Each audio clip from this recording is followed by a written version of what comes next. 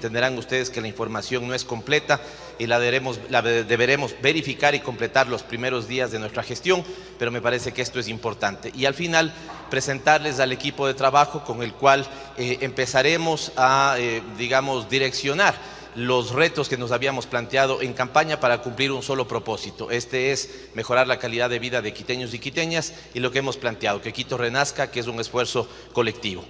Me parece que es importante caracterizar en el momento en el que recibimos la alcaldía de Quito y en el momento en el que se encuentra la ciudad, la capital de la República, con el país entero. Creo que hay al menos dos elementos a destacar. El primero, este es el momento a nivel nacional con los peores indicadores de estado anímico desde el regreso a la democracia.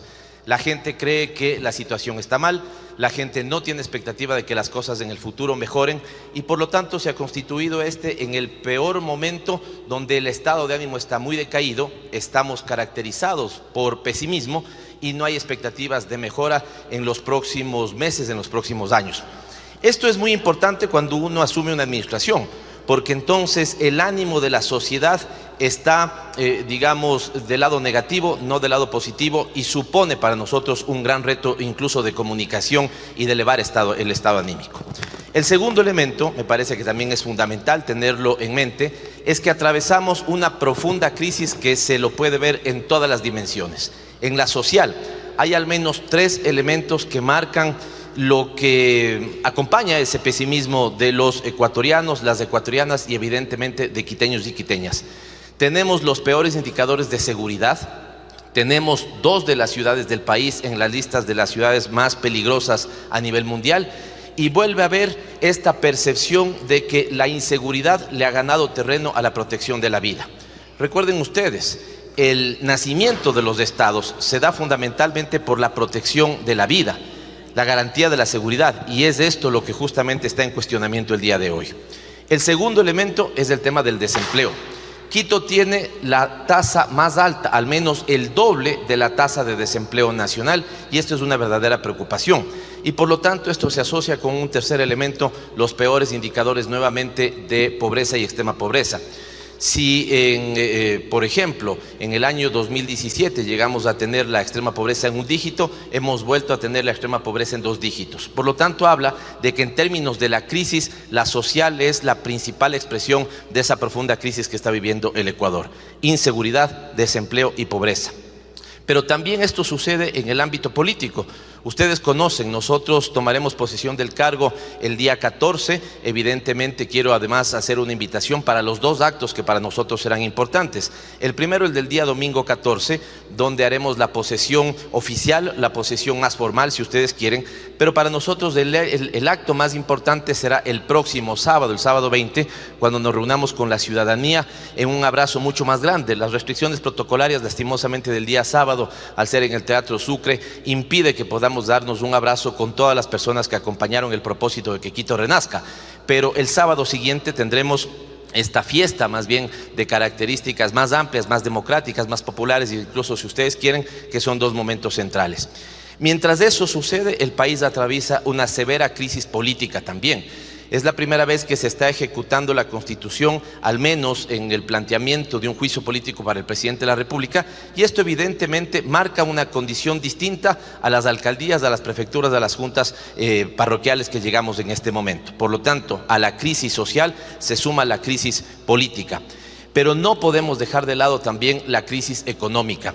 Es evidente que no hay una recuperación como debería darse a los niveles prepandemia, y es evidente que la forma en la que se está administrando el país está acumulando un conjunto de necesidades, mientras por otro lado se acumula unas reservas que no están siendo utilizadas. Quiero poner el caso dramático y relevante, diría yo, que tuvimos en una reunión con el alto mando de la Policía Nacional y al frente el propio ministro del Interior. La Policía Nacional, destacada aquí en Quito, tiene deficiencias y no tiene capacidad operativa al 100%. Les están faltando motocicletas, les están faltando mecanismos de comunicación, cuando en ese mismo momento tenemos más de 9.000 millones de dólares depositados en reservas internacionales. Esto es algo que no se entiende. ¿Cómo puede ser que la policía no tenga motocicletas?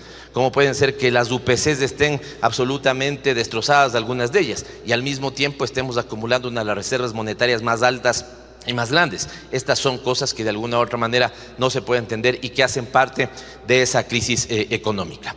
Esto, lo primero que quería decirles, en el contexto en el que asumimos la alcaldía de Quito, un estado de ánimo lastimosamente por el piso y una crisis que se expresa en todos los niveles, el social, el político, el económico, el institucional, al cual también habría que remarcar y que de alguna u otra manera, ¿no es cierto?, es un elemento que va a atravesar la administración del municipio de Quito y un conjunto de administraciones de todos los gobiernos autónomos descentralizados en el país y que también sucede a nivel nacional. Yo creo, y es importante decirlo, no decirlo sería, digamos, ocultarle una parte de la realidad institucional a la ciudad y al país. Hay una suerte de parálisis estatal. Los funcionarios tienen pánico de tomar decisiones e implementar proyectos, programas, seguramente por el proceso de desinstitucionalización que hemos vivido en estos últimos años. Esto es lo primero. Lo segundo, darles algunos detalles de lo que ha sido para nosotros la transición. Yo quiero agradecer a quienes han estado al frente de ese proceso. Diego Martínez lo ha liderado, ha estado Belén Proaño y Alejandra Villasís de nuestra parte, 3 funcionarias de parte del municipio saliente, y hemos desarrollado al menos 41 reuniones con 41 entidades, evidentemente, de las 68 que tiene el municipio de Quito. Esto habla de que lo que se está viendo como una excepcionalidad debería ser una regla democrática. Una administración saliente que entrega una información y una administración que entra, que se inaugura, que recibe, que exige esa información y que analiza esa información. De todas maneras, ese buen talante democrático no se acompaña de que tengamos y que hoy pueda decir yo que tengo toda la información, porque no tengo toda la información, y que esa información nos dé a nosotros confiabilidad, porque no tengo plena confiabilidad sobre esa información y les voy a dar algunos detalles de eso. Pero esto es lo importante. 68 entidades tiene el municipio de Quito, 41 reuniones hemos tenido para verificar qué es lo que pasa con 41 de esas 68 entidades. Entienden ustedes que faltan algunas y donde alguna de esa información es relevante.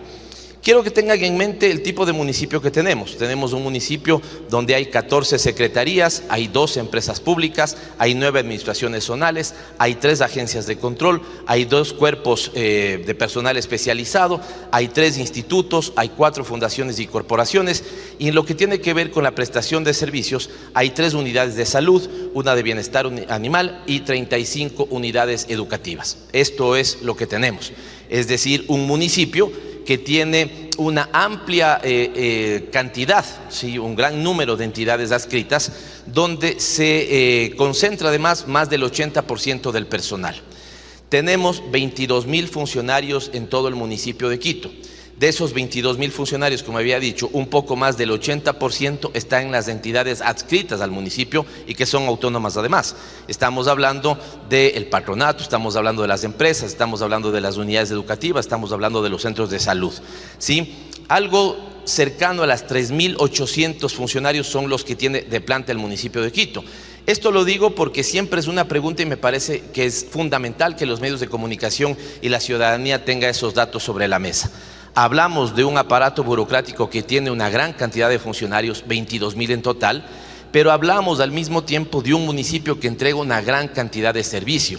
Por eso, cerca de 18.000 de esos 22.000 se encuentran en entidades adscritas, por ejemplo, la Agencia Metropolitana de Tránsito, por ponerles un ejemplo. Evidentemente, si tenemos un parque automotor de los más grandes del país, es evidente que tenemos un gran número de agentes de control. La gente que está en planta central son más o menos 3.800 funcionarios. Digo esto porque muchas veces a nivel de los medios de comunicación de la ciudadanía se preguntan y se hacen comparaciones del número de funcionarios de Quito respecto al de otros funcionarios, digamos, u otros municipios del país. No son comparables, no hay comparabilidad. Primero, estamos hablando de la ciudad más poblada. Digo esto porque además me encantaría darles ya a conocer los datos del último censo poblacional, que ya lo deberíamos tener. Tengamos esto en mente. Yo creo que son cosas que es fundamental que un alcalde se lo diga a la ciudadanía. Los censos, que ya no deberían hacerse porque hoy deberíamos tener registros administrativos, se hacen generalmente cada 10 años. Mientras se hace un nuevo censo, entre el año 0 y el año 10 se usan proyecciones. Ya es irresponsable utilizar proyecciones para el año 9, para el año 10, pero de alguna u otra manera se pueden utilizar mientras se tiene el nuevo censo. Creo que es fundamental, y yo aquí hago un primer pedido al gobierno nacional, que nos diga qué pasa con el censo poblacional. Porque si el censo fracasó, como tenemos la hipótesis de que ha fracasado, vamos a tener un gravísimo problema en la generación de política pública e incluso en la recepción de los recursos que nos provienen por transferencias del gobierno central. ¿Qué está pasando con el censo? Recuerden ustedes que se detuvo por el tema de la pandemia, estamos en el año 2023, si ya es irresponsable utilizar proyecciones del censo del 2010 al 2020, imagínense la falta de información que tenemos 2021, 2022 y 2023. Es irresponsable que no se le esté diciendo al país qué pasan con esos datos. Por lo tanto, ¿cuánta población mismo tiene Quito? ¿Cuánta población tiene Guayaquil? ¿Cuánta población tiene Manabí?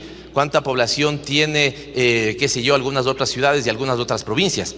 Y esto, para quienes venimos de una línea de planificación y vamos a hacer las cosas no de manera improvisada, sino de manera planificada, es fundamental que tengamos, ¿no es cierto?, cuánta población tenemos, cuántos hombres, cuántas mujeres, cómo es la pirámide demográfica y algunos otros detalles fundamentales para que esto lo podamos hacer.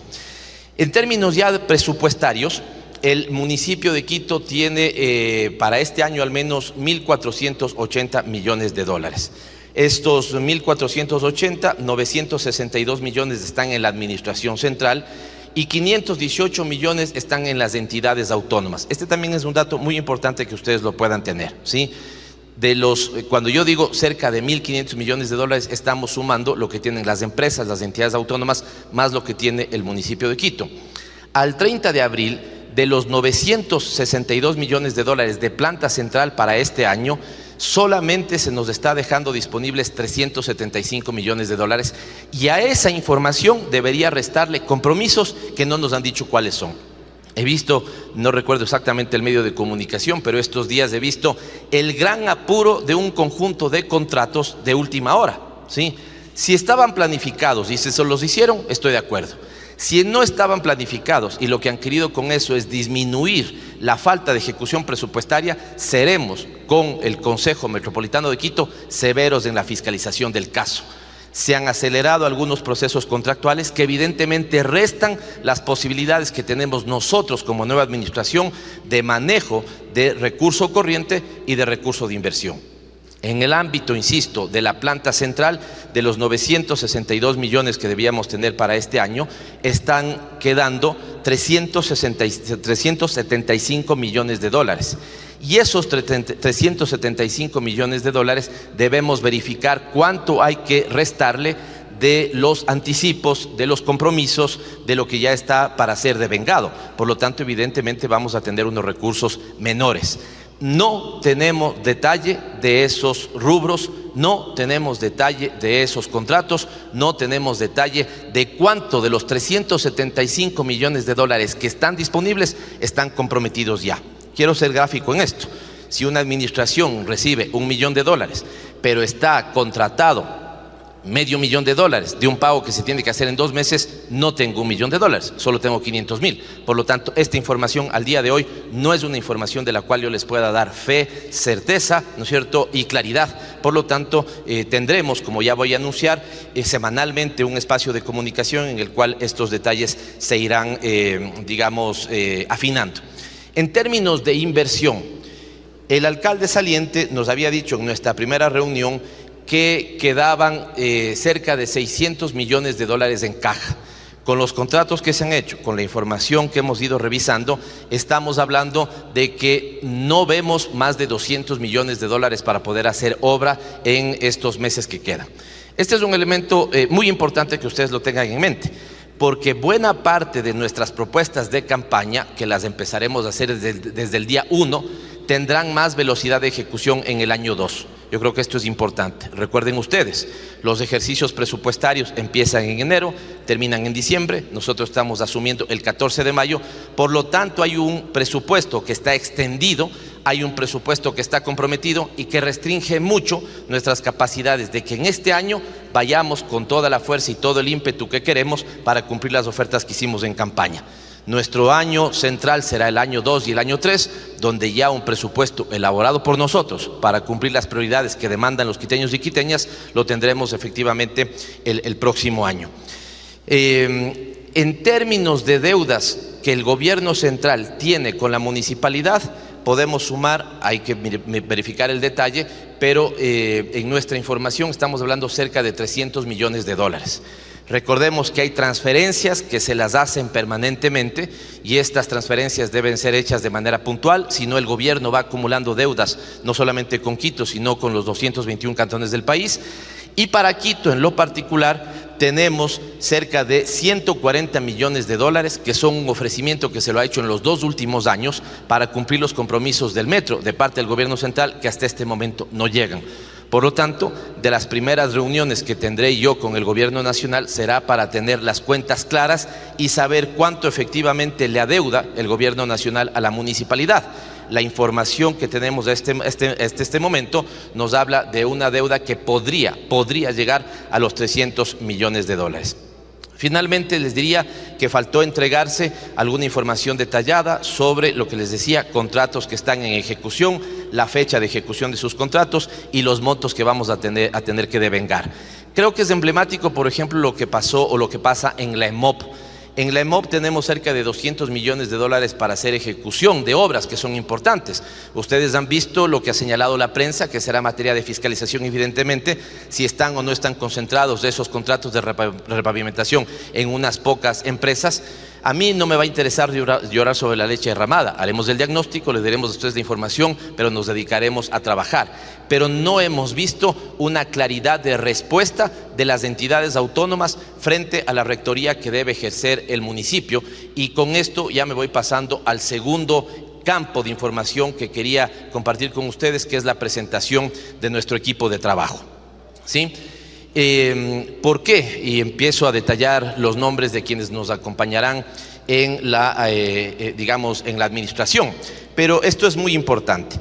Miren, y entre los temas que yo tengo que detallar, la Contraloría General del Estado le hizo una recomendación al municipio de Quito y nosotros estamos de acuerdo con la recomendación.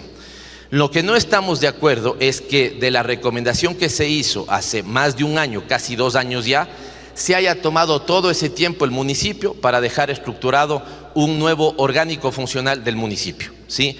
Si se lo ha hecho a pocas semanas de que nosotros entremos, al menos me parece una falta de consideración.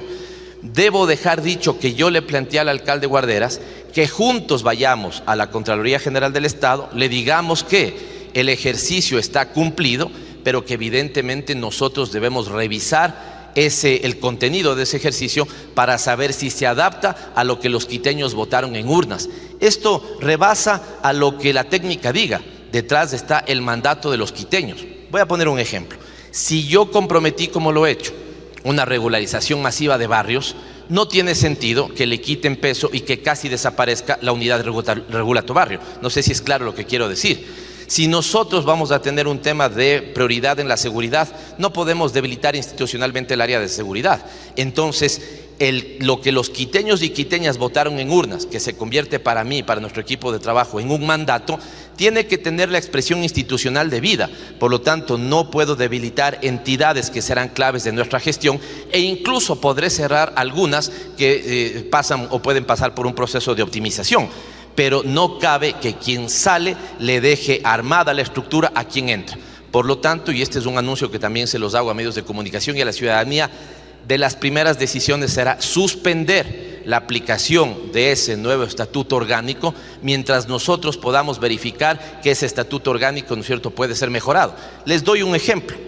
Si decimos que tenemos cerca de 3.800 funcionarios en planta central, pero tenemos cerca de 18.000 en las entidades adscritas, díganme en dónde tengo que hacer la principal reforma. Evidentemente no es en la fusión de comunicación con relaciones internacionales, que la podemos hacer, pero ahí estamos hablando de un ahorro que es insignificante respecto al conjunto de donde está el peso duro, digamos, administrativo. En cambio, obvio que tenemos que entrar a optimizar, por ejemplo, el proceso de recolección de residuos sólidos. Entonces, al menos yo soy, en esta materia sí soy especialista, no me dejaré contentar con las bambalinas e iré a hacer las reformas donde verdaderamente vamos a tener cambios sustantivos, incluso administraciones, incluso ahorros serios, digamos, en los recursos del municipio. Pero más allá de eso, yo creo que es importante que se tenga en mente estas características de la gestión municipal. Primero, la rectoría de la política pública. Este es un tema fundamental. El gobierno nacional o un gobierno local como el gobierno del Distrito Metropolitano de Quito, y yo les voy a pedir incluso a los medios de comunicación que me acompañen mucho con ese mensaje. El Distrito Metropolitano de Quito, de la capital de la República, porque hay que darle también el peso debido a algo que se perdió, el sentido de capitalidad. Y en ese sentido de capitalidad es fundamental que debemos tener rectoría y orientación de la política pública. ¿Qué queremos en los temas sociales, en salud, en educación? ¿Qué queremos en los temas de movilidad? ¿Qué queremos en los temas ambientales? ¿Qué queremos en los temas educativos? ¿Qué queremos respecto al uso del suelo y a una democratización del crecimiento de la ciudad? Eso es materia de política pública y para eso hay una rectoría. Quienes ejercerán la rectoría serán las secretarías. Y por lo tanto hoy presentaré al equipo de Quito, porque no quiero que sea visto como el equipo de esta administración o el equipo de la alcaldía de Pavel Muñoz, ¿no es cierto? Es el equipo de Quito que tiene un solo propósito, que esta ciudad renazca. Y estos equipos, que se constituye en el gabinete, serán quienes estén al frente de las secretarías. Se constituyen el gabinete de la alcaldía y tienen la tarea fundamental de dar rectoría en los distintos campos que serán presentados. Segunda característica, Quito es una ciudad ya muy grande. Cuidado y ustedes se confunden con que solamente tenemos parroquias urbanas que constituyen digamos, desordenado chorizo que va de norte a sur y de sur a norte. No, el Distrito Metropolitano de Quito tiene también 33 parroquias rurales y en su conjunto hablan de un territorio muy extenso y un territorio que tiene que ser administrado de manera desconcentrada. No es lo central que hagamos y que tomemos las decisiones en el casco colonial, es que esas decisiones se conviertan en proyectos, en intervenciones en los territorios. Por lo tanto, lo segundo que hay que tener en mente son administraciones zonales. Me adelanto a un tema que lo discutiremos más adelante con la ciudadanía. Hoy tenemos 9 administraciones zonales, pero creo que habrá que crear una 10ª administración zonal. ¿Por qué? Si tenemos el Chocó Andino, y el Chocó Andino es una reserva de biosfera, ¿qué sentido tiene que el municipio administre el Chocó Andino de la misma forma en la que administra San Carlos? No tiene ningún sentido. El Chocó Andino tiene otras características. 70% del territorio del Chocó Andino está en Quito. Hoy ha tenido mucho protagonismo en estos años el Consejo Provincial y me parece digno de rescatar con la compañera amiga Paola Prefecta en la prefectura de Pichincha, ¿sí? ¿Y a quién le han oído hablar del Chocó Andino? Yo le he oído hablar principalmente a la prefectura. No puede ser que el municipio de Quito no esté hablando del Chocó Andino cuando el 70% del total del territorio del Chocó Andino está dentro del Distrito Metropolitano de Quito. Y en ese sentido seguramente esa será la administración zonal número 10 para que se administre esta zona de sensibilidad y de conservación, sensibilidad ambiental y de conservación de manera distinta que se lo administra un barrio urbano de la ciudad. No sé si es claro, soy claro en el ejemplo. Por lo tanto, lo segundo que quiero dejar marcado es el peso de las administraciones zonales. Le daremos más capacidad de decisión y le daremos incluso más presupuesto a las administraciones zonales para que no toda la política y todas las acciones y proyectos del municipio queden concentradas en planta central, en el casco colonial, sino que aterricen, ¿no es cierto?, a esos territorios, porque es ahí donde hay que ejecutar. Y tercero, que es importante tener presente, son las empresas públicas, que por lo tanto las empresas públicas son ejecutores nada más, pero ejecutores muy importantes de la política pública ejecutada o planteada en las secretarías. Digo esto porque no cabe, como sentimos en este momento, que tengamos una empresa, por más presupuesto que tenga más peso, ¿no es cierto?, de decisión que el secretario o la secretaria. No puede ser que haya una empresa municipal que no responda directamente a la rectoría de esa cartera de Estado, por llamarle de alguna otra forma. Entonces, quiero que tengan presente ustedes las 3 patas fundamentales de nuestro modelo de gestión, y hay una cuarta que es aún más importante, es secretarías elaborando política pública, administraciones zonales ejecutando esa política pública en el territorio y empresas y entidades autónomas como el patronato, como las unidades educativas, ejecutando ya programas específicos de esa política pública. Siendo así, quiero presentar, y estoy muy contento de presentar a este que se constituirá en el equipo de la ciudad. Lo juzgarán ustedes, pero tenemos un gabinete de primera que está a la altura de lo que hemos planteado para esta ciudad, pero lo que es más importante, que está a la altura de lo exigido por ese cuarto pilar que para nosotros será el esencial dentro del modelo de gestión, la ciudadanía. No concebimos una administración de espaldas a la ciudadanía, concebimos una administración de cara a la ciudadanía, concebimos una administración con la ciudadanía. Por lo tanto, el sistema de participación que tengamos, donde ejecutemos lo que ya es necesario, como los cabildos, la silla vacía, tendrá también gran promoción de parte de las secretarías, por ejemplo, con los consejos consultivos y con gabinetes en el territorio que lo vamos a hacer, o con, por ejemplo, el ejercicio de rendición de cuentas semanal. No lo podré hacer el día lunes 15 porque estamos recién llegados, pero al siguiente lunes quedan sobre todo los medios de comunicación invitados a nuestra rendición de cuentas semanal. Será aquí mismo, en el Yaco, todos los días de lunes, desde las 7:30 de la mañana a las 9 de la mañana. Se les presentará en su momento el esquema, pero además tendremos posibilidad de conversar con los medios de comunicación sobre este aspecto. En materia ya incluso comunicacional, quedarán invitados a lo que pueda ser, a lo que podamos formalizar una vez al mes, ¿no es cierto?, con sobre todo quienes hacen reportería de la ciudad. Me encantará desayunar con ustedes y no solamente ver desde las pantallas lo que dicen sobre la ciudad, sino qué quejas, qué reclamos ciudadanos están haciendo, porque más que como medios de comunicación en ese momento, les veré como portadores de un mensaje de esas exigencias ciudadanas que tienen que ser atendidos por nosotros. Así que quiero empezar entonces la presentación del que será el equipo de la ciudad en términos administrativos, el gabinete de la alcaldía, y empiezo con Cristian Cruz, que estará en la administración general.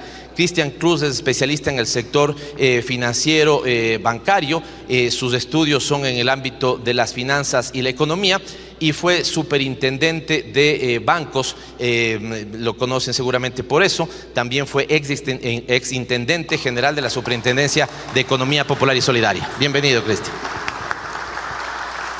Quiero continuar con Carolina Andrade. Carolina Andrade estará al frente de la Secretaría de Seguridad Ciudadana y Gestión de Riesgos. Ella es politóloga, tiene una maestría en Ciencias Políticas con mención en Asuntos Públicos, más de 12 años de experiencia en inteligencia estratégica y en seguridad pública y del Estado. Ha trabajado como subsecretaria general de Inteligencia del Ecuador, ha sido consultora de las Naciones Unidas y es asesora para América Latina del Instituto Igarapé, un instituto que en Brasil trabaja clima y seguridad. Carolina, bienvenida. Quiero continuar con quien estará al frente de la Procuraduría Metropolitana, el doctor Andrés Segovia. Él es abogado, máster en argumentación jurídico, es exsecretario del Consejo de la Judicatura, ex prosecretario de la Asamblea Nacional, asesor de la Corte Constitucional del Ecuador, integra el Instituto Ecuatoriano de Estudios Legislativos y Archiveros Sin Frontera en Ecuador, ha sido además secretario de la Asamblea Nacional en su momento y será un gusto también que trabajemos en la Procuraduría. Quiero continuar con María Sol Ruilova. Ella será la secretaria de Salud, es doctora en Medicina y Cirugía, máster en Calidad Asistencial y Seguridad del Paciente, especialista en Medicina Familiar y Comunitaria, viceministra en Atención Integral de Salud, del que yo considero la administración de salud más potente que ha tenido el Ecuador desde el regreso a la democracia, consultora de UNICEF, gerente de Calidad y Seguridad de Paciente del Hospital Bos Andes. Querida Marisol, también bienvenida. Diego Martínez estará al frente de la Secretaría de Planificación. Él es máster en Economía del Desarrollo, fue presidente del directorio del Banco Central y miembro de la Junta de Política y Regulación Monetaria.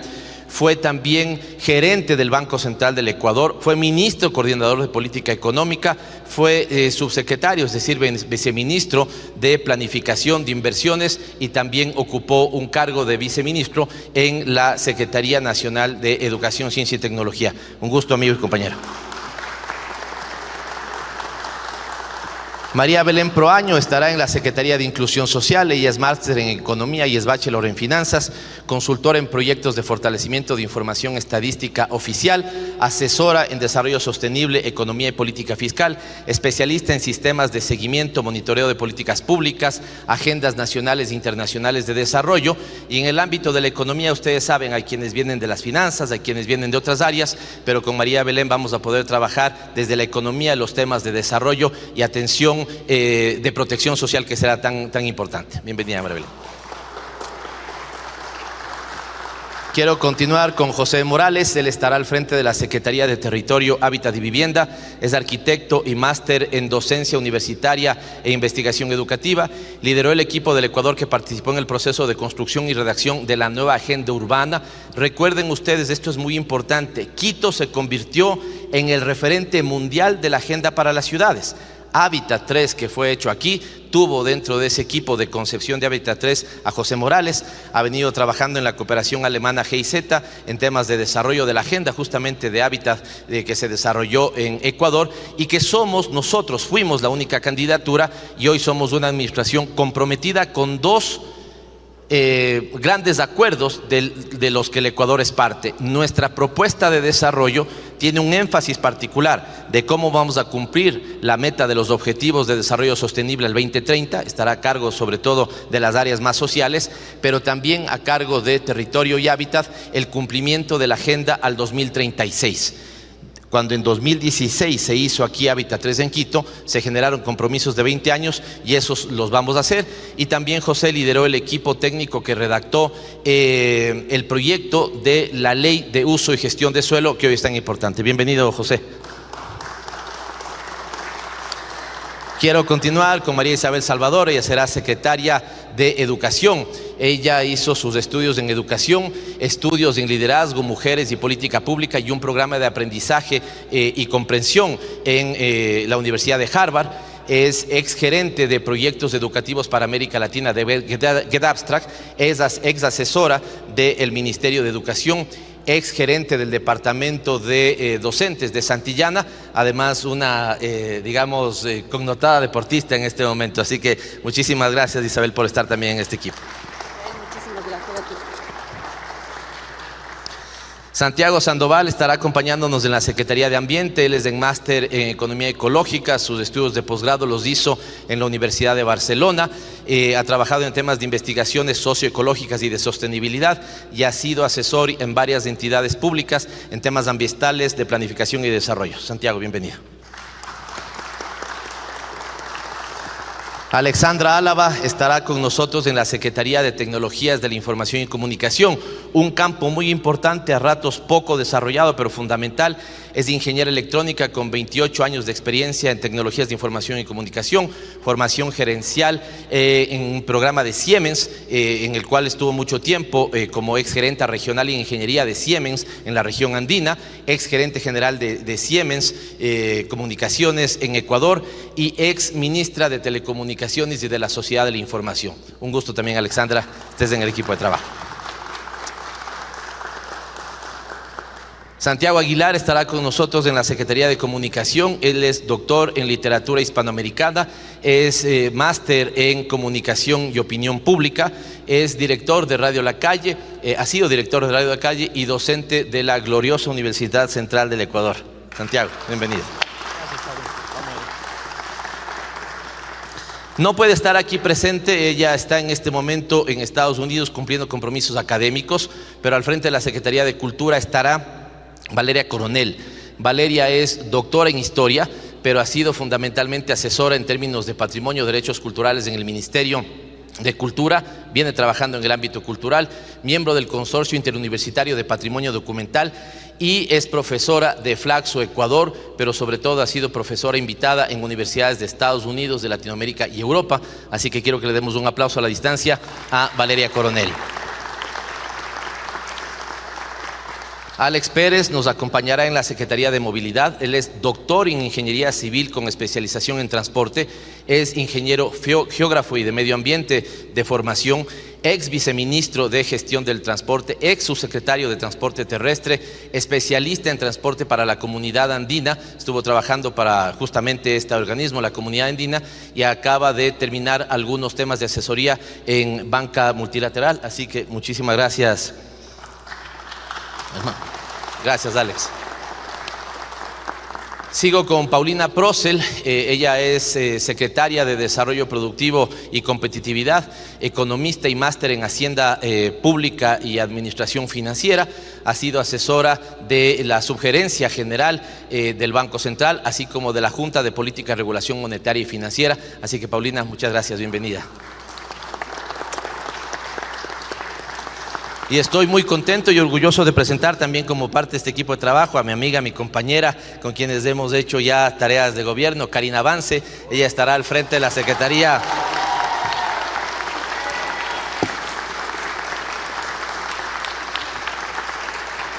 Esto es como en el fútbol a veces descolocar, ¿no? Todos diríamos que Karina, y esto es lo que empezamos a trabajar, esté al frente de los temas de salud pública, pero estamos muy bien cubiertos con Marisol, que fue viceministra justamente cuando Karina fue ministra, pero Karina estará en la Secretaría de Coordinación Territorial y Participación Ciudadana, un tema fundamental para la gestión, lo hemos dicho, la participación con la gente. Karina es en este momento candidata a PhD en Salud Pública, es máster en Salud Pública, licenciada en Historias y Ciencia Política, fue ministra de Salud Pública, insisto, en lo que yo considero nada más y nada menos que Karina tuvo a su cargo la ejecución de 8.000 millones de dólares que se convirtieron en la inversión más importante en la historia del sector salud para que hayamos tenido hospitales nuevos y hospitales repotenciados. Esto es nada más lo que hemos puesto en este momento para la ciudad. Pero también ha sido consultora internacional de la Organización Panamericana de la Salud, la OPS, directora ejecutiva del Instituto Suramericano de Gobierno de Salud de la UNASUR, que es tan importante los elementos de integración regional que esperemos que además Quito vuelva a ser la capital de Sudamérica, que es tan importante, la capital de UNASUR. Gracias compañeros, gracias compañeras, gracias amigos, gracias amigas, gracias profesionales por haber optado en una tarea que termina siendo compleja. Alguien me decía, de las instituciones más riesgosas que hay en el Ecuador es servir a la ciudadanía. Y este equipo, que es un equipo de primera, muy bien podría ser un gabinete nacional con la responsabilidad que tiene a su cargo, cuenta entre sus filas con gente que ha estado como superintendente, como gerente del Banco Central, como ministros o viceministros, como asesores internacionales, como docentes en las universidades más prestigiosas, y Quito no puede esperar menos. De hecho, la responsabilidad que tienen ustedes, compañeros y compañeras, la responsabilidad que tenemos todos, no es de cara a la alcaldía, a la administración, es de cara a los quiteños y las quiteñas para cumplir el propósito que hemos planteado, que Quito renazca. Muchísimas gracias.